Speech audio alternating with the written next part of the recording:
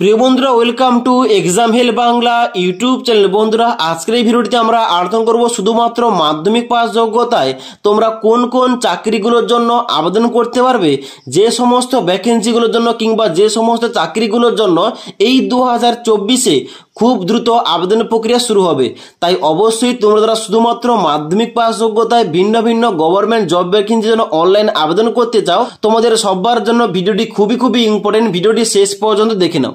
এবার ভিডিও শুরুতে তোমাদের প্রথমে বলে দিই, এই সমস্ত জব ভ্যাকেন্সি কথাগুলো যে বলবো, ওই সমস্ত জব ভ্যাকেন্সিগুলো কিন্তু প্রতিটি জব ভ্যাকেন্সি রাজ্য ও কেন্দ্র সরকারের চাকরি, এবং তার সঙ্গে সঙ্গে এখানে যে সমস্ত ভ্যাকেন্সি কথা বলবো, প্রতিটি জব ভ্যাকেন্সির জন্য বেতন কাঠামো খুব ভালো রয়েছে, এবং এখানে মিনিমাম 18+ তোমাদের বয়স হলে তবেই তোমরা কিন্তু এখানে আবেদন করতে পারবে। ওকে, এবং তার সঙ্গে সঙ্গে এখানে কিন্তু তোমাদের কোন রকম এক্সপিরিয়েন্স লাগছে না, শুধুমাত্র তোমরা মাধ্যমিক পাস যোগ্যতায় এখানে আবেদন করতে পারবে। অর্থাৎ শুধুমাত্র মাধ্যমিক পাস যোগ্যতা এখানে আবেদন করা যাবে। কোন রকম মাধ্যমিক পাসের পর এক্সট্রা কোনো কোয়ালিফিকেশন কিংবা এক্সপিরিয়েন্স কিন্তু এখানে লাগছে না। এবং তার সঙ্গে সঙ্গে এই সমস্ত জব ভ্যাকেন্সিগুলোর জন্য অনলাইন আবেদন এই 2024-এই শুরু হবে। তাই অবশ্যই তোমাদের সবার জন্য একটা দারুণ অপরচুনিটি। তোমরা যারা মাধ্যমিক পাস যোগ্যতায় ভিন্ন ভিন্ন সেক্টরে জবের জন্য আবেদন করতে চাও, অবশ্যই তোমরা ভিডিওটি শেষ পর্যন্ত দেখে নাও। সবার প্রথমে তোমাদের বলে দিই, এসএসসি অর্থাৎ স্টাফ সিলেকশন কমিশনের তরফ থেকে এখানে কোন কোন জব ভ্যাকেন্সিগুলোর জন্য তোমরা অনলাইন আবেদন করতে পারবে এই 2024-এ, যদি তোমরা শুধুমাত্র মাধ্যমিক পাস করে থাকো। দেখো, সবার প্রথম কিন্তু এখানে দেখতে পাচ্ছ আমি একটা ছক তৈরি করে রেখেছি, যেখানে কিন্তু বাম দিকে জবের নাম কিংবা এক্সামের নাম, এবং ডান দিকে নোটিফিকেশান কবে নাগাদ আসতে পারে তারা কিন্তু ডেটগুলো এখানে মেনশন করে রেখেছি। ওকে, সবার প্রথম তোমাদের বলে রাখি, এসএসসি এমটিএস এবং হাবেলদার জব ভ্যাকেন্সির জন্য তোমরা কিন্তু শুধুমাত্র মাধ্যমিক পাস যোগ্যতায় আবেদন করতে পারবে, যার জন্য অফিসিয়াল নোটিফিকেশান আউট হওয়ার কথা এই মে মাসের 7 তারিখে, কিন্তু ইলেকশন চলাকালীন কিন্তু এখানে তোমাদের নোটিফিকেশানটা আউট হয়নি। জাস্ট ইলেকশন শেষ হওয়ার ঠিক পরে কিন্তু এখানে তোমাদের এসএসসি এমটিএস হাবেলদার জব ভ্যাকেন্সির জন্য অফিসিয়াল ফুল নোটিফিকেশান আউট করা হবে, যার জন্য তোমরা শুধুমাত্র মাধ্যমিক পাস যোগ্যতায় তোমরা অল ওভার ইন্ডিয়া থেকে ছেলে ও মেয়েরা আবেদন করতে পারবে। এবং তার সঙ্গে সঙ্গে বলে রাখি, এটি একটা কিন্তু কেন্দ্র সরকারের জব ভ্যাকেন্সি। ওকে, তাই অবশ্যই তোমরা জানো এখানে কিন্তু ইলেকশানে কিন্তু রেজাল্টটা রয়েছে 4 জুন 2024 তারিখ, এবং তার ঠিক কয়েকদিন পর কিন্তু এখানে তোমাদের এসএসসি এমটিএস এর জন্য অফিসিয়াল ফুল নোটিফিকেশান আউট হয়ে যাবে। ওকে, এবং তারপর তোমাদের নেক্সট এখানে ভ্যাকেন্সি রয়েছে 2 নম্বরে এসএসসি জিডি কনস্টেবলের জন্য ভ্যাকেন্সি। অর্থাৎ 2024-এ আবার পুনরায় এসএসসি জিডি কনস্টেবলে কিন্তু এখানে তোমাদের অফিসিয়াল নোটিফিকেশান আউট করা হবে। কবে আউট করা হবে?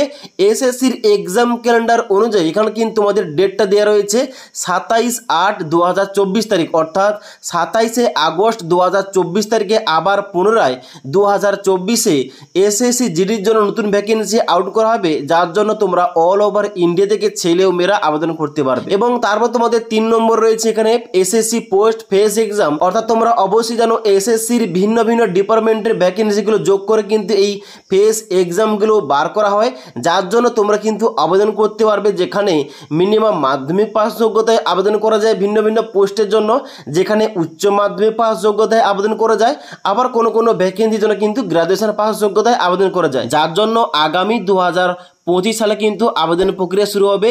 এবং এই 2024-এ কিন্তু অলরেডি এর জন্য আবেদনটা হয়ে গেছে। ওকে, নেক্সট আমাদের দ্বিতীয় নম্বর রয়েছে ডিফেন্সের জব। ডিফেন্সের জবগুলোর মধ্যে কোন কোন জব ভ্যাকেন্সির জন্য তোমরা শুধুমাত্র মাধ্যমিক পাস যোগ্যতায় আবেদন করতে পারবে। দেখো, এখানে কিন্তু তোমাদের সবার প্রথম বলে রাখি বিএসএফ কনস্টেবল ট্রেডসম্যান, যার জন্য খুবই তাড়াতাড়ি এখানে কিন্তু তোমাদের আবেদন প্রক্রিয়া শুরু হবে, যেখানে প্রায় 2000-এর প্লাস কিন্তু এখানে ভ্যাকেন্সি রাখা হয়েছে।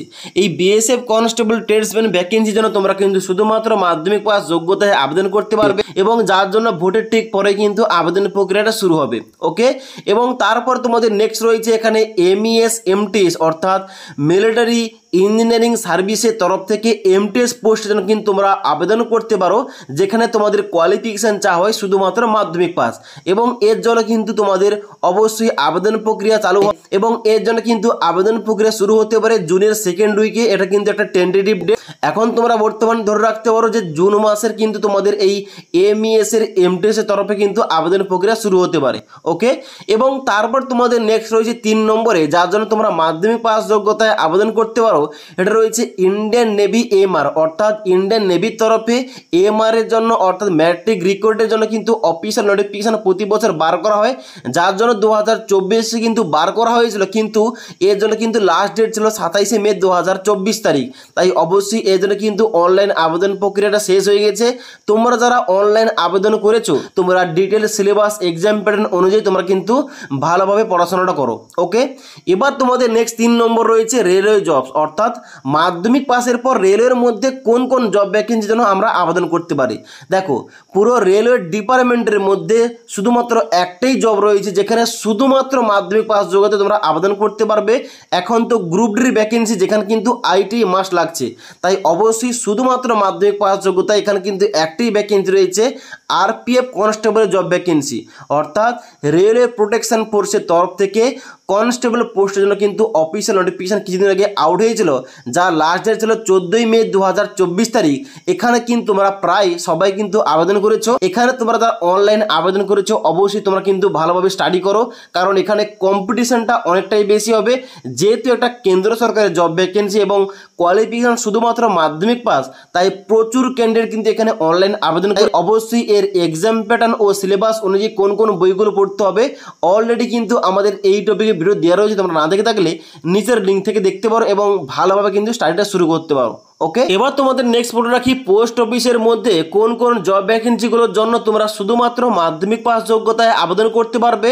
পোস্ট অফিসের মধ্যে রয়েছে গ্রামীণ ডাক সেবক জিডিএস জব ভ্যাকেন্সি, অর্থাৎ এখানে পোস্ট অফিসের তরফ থেকে প্রতি বছর জিডিএস এর জন্য অর্থাৎ গ্রামীণ ডাক সেবক পোস্টের জন্য কিন্তু অফিসিয়াল নোটিফিকেশন আউট করা হয়ে থাকে, যার জন্য তোমরা শুধুমাত্র মাধ্যমিক পাস যোগ্যতায় আবেদন করতে পারবে। এবার এই যে তোমাদের 2024 সাল চলছে, 2024-এ কিন্তু ইলেকশনের জন্য কিন্তু এখনো পর্যন্ত অফিসিয়াল নোটিফিকেশন আউট করা হয়নি।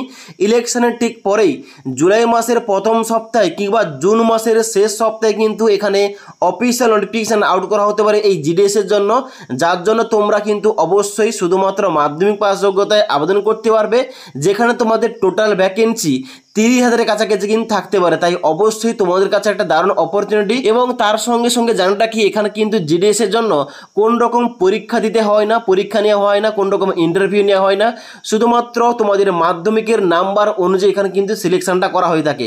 তাই অবশ্যই তোমাদের যাদের মাধ্যমিকের নাম্বার রয়েছে তোমাদের কাছে একটা দারুণ অপরচুনিটি, তোমরা এই জিডিএস জব ভ্যাকেন্সির জন্য কিন্তু আবেদন করতে পারো, যাদের কিন্তু খুব দ্রুত আবেদন প্রক্রিয়াটা শুরু হবে। এবার এই সমস্ত যে চাকরিগুলোর কথা বলছে, এই সমস্ত চাকরিগুলোর মধ্যে তোমরা কোনো জব নিয়ে বিস্তারিত তথ্য চাইলে, অর্থাৎ এই জবের এক্সাম প্যাটার্ন কীরকম থাকে, এজ লিমিট কীরকম থাকে, বেতন কাঠামো কীরকম, এ টু জেড ইনফরমেশন চাইলে তোমরা কিন্তু ওই জবের নামটা কিন্তু আমাদের কমেন্ট সেকশনে জানাতে পারো, তাহলে কিন্তু ওই জবটা নিয়ে বিস্তারিত তথ্য নিয়ে একটা ভিডিও দিয়ে আমাদের দিয়ে দেবো। ওকে, এবার নেক্সট তোমাদের বলে রাখি আমাদের স্টেটের জব ভ্যাকেন্সি, অর্থাৎ আমাদের ওয়েস্ট বেঙ্গলের মধ্যে কোন কোন জব ভ্যাকেন্সিগুলো রয়েছে, যার জন্য তোমরা শুধুমাত্র মাধ্যমিক পাস যোগ্যতায় আবেদন করতে পারবে।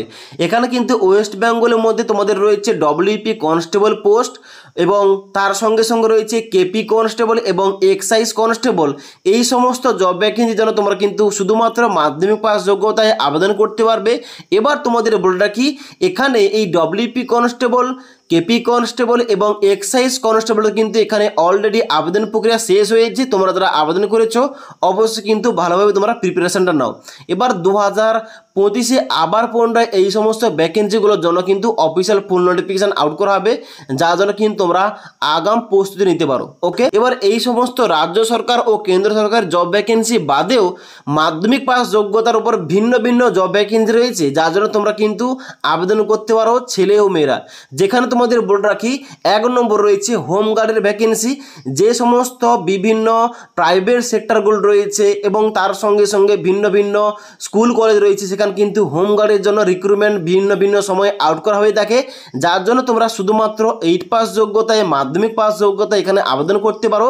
তাই পরবর্তীতে যখনই এইরকম কোনো ভ্যাকেন্সি যেন অফিসিয়াল নোটিফিকেশন আউট করা হবে, আমাদের চ্যানেলে অফিসিয়াল নোটিফিকেশন সংক্রান্ত ভিডিও অলরেডি তোমাদের দিয়ে দেওয়া হবে।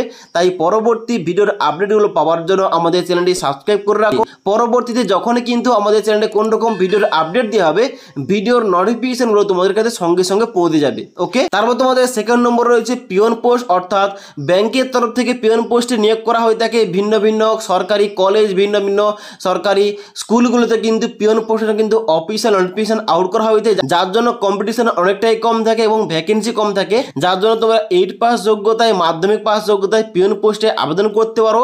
এবং তারপর রয়েছে এমটিএস, অর্থাৎ ভিন্ন ভিন্ন ডিপার্টমেন্টের তরফ থেকে ভিন্ন ভিন্ন সময়ে এমটিএস পোস্টের জন্য কিন্তু অফিসিয়াল নোটিফিকেশন আউট করা হয়ে থাকে, যার জন্য তোমরা শুধুমাত্র মাধ্যমিক পাস যোগ্যতায় আবেদন করতে পারো। এবং তারপর রয়েছে গ্রুপ ডি ভ্যাকেন্সি, যেখানে কিন্তু অবশ্যই বিভিন্ন আন্ডারটেকিং যে গভর্নমেন্ট কলেজেস রয়েছে, ওই সমস্ত কলেজে ভিন্ন ভিন্ন কিন্তু অবশ্যই সময়ে তোমাদের গ্রুপ ডি ভ্যাকেন্সির জন্য অফিসিয়াল নোটিফিকেশন আউট করা হয়ে থাকে। এবং তার সঙ্গে সঙ্গে পাবলিক আন্ডারটেকিং যে সেক্টর রয়েছে, এই সেক্টরগুলো থেকে তোমাদের কিন্তু গ্রুপ ডির জন্য ভ্যাকেন্সি আউট করা হয়ে থাকে, যার জন্য তোমরা শুধুমাত্র মাধ্যমিক পাস যোগ্যতায় আবেদন করতে পারবে। এবং তার সঙ্গে সঙ্গে ট্রাক জব ভ্যাকেন্সির জন্য কিন্তু অফিসিয়াল নোটিফিকেশন ভিন্ন ভিন্ন সময় আউট করা হয়ে থাকে। এই সমস্ত তোমাদের যে আদার্স জব ভ্যাকেন্সি কথা বললাম, এই সমস্ত জব ভ্যাকেন্সিগুলোর জন্য কিন্তু বছরে 2-3 বার করে কিন্তু ভ্যাকেন্সিগুলো আউট করা হয়ে থাকে, যার জন্য তোমরা কিন্তু আবেদন করতে পারো। এবং উপরে তোমাদের যে রাজ্য সরকার ও কেন্দ্র সরকারের জব ভ্যাকেন্সি কথা বললাম, ওই সমস্ত ভ্যাকেন্সিগুলোর জন্য অফিসিয়াল নোটিফিকেশন কবে তোমাদের আউট করা হবে তার কিন্তু তোমাদের টেন্টেটিভ ডেটগুলো বলে দিয়েছি। এবার এই সমস্ত জবগুলোর মধ্যে তোমরা যে কোনো স্পেসিফিক কোনো জব নিয়ে বিস্তারিত ভিডিও চাইলে অবশ্যই কিন্তু আমাকে কমেন্ট বক্সে কমেন্ট করে জানাতে পারো। এবং আজকের এই ভিডিওটির আপডেট তোমাদের ভালো লেগে থাকলে একটি লাইক করে বন্ধুদের এই ইনফরমেশনটা অবশ্যই শেয়ার করতে পারো। ওকে।